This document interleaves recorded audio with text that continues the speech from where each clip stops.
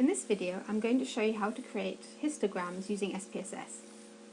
For this, you'll need the example data file called height. If you open this file, you'll see that there's a column called height. If you look in the variable view, you'll see that height is a scale level measurement variable. Now sometimes we might want to see what the distribution pattern of our data is. For this, we can create a histogram. And it will allow you, for example, to see whether your data is normally distributed, with the majority of scores clustering around the centre and becoming more infrequent the further we get away from the centre. So in order to create a histogram in SPSS, we need to go to Graphs and select the Chart Builder. This brings up a Chart Builder box. In the box saying Choose From, pick Histogram. Now we just want to display a simple histogram, so we click and drag that into the chart preview box.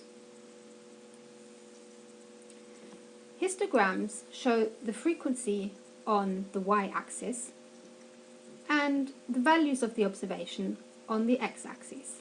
In this case, the values of observations that we're interested in is the height, so we take that and drag that into the x-axis box, and SPSS will automatically change that to histogram.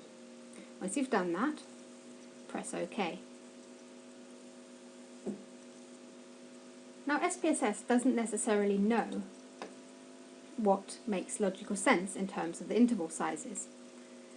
In this example, SPSS has automatically determined that the interval sizes are about 4, so ranging from 134 to 137, 138 to 142, 143 to 147, and so on.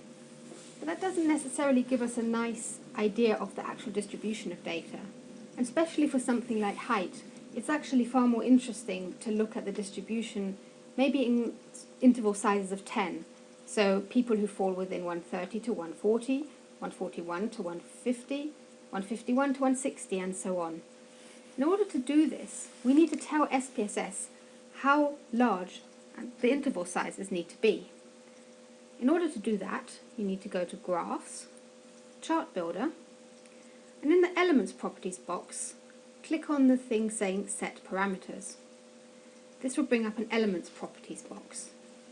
As you can see, SPSS determines the bin sizes automatically. We want to change that to Custom.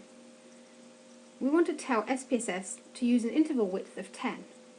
So we click on Interval Width and type in 10. Press Continue, press Apply, and press OK. As you can see now, the graph that SPSS generates gives you a much better idea of the general pattern of distribution of height within this sample. You can also, if you want, display a normal curve to see how well your distribution fits a normal curve. To do that, you go to Chart Builder and click in the Elements Properties box on the Display Normal Curve. Press Apply and press OK. And this will overlay a normal distribution curve on your actual data and can give you a fair good indication of whether your data is skewed or if it is normally distributed.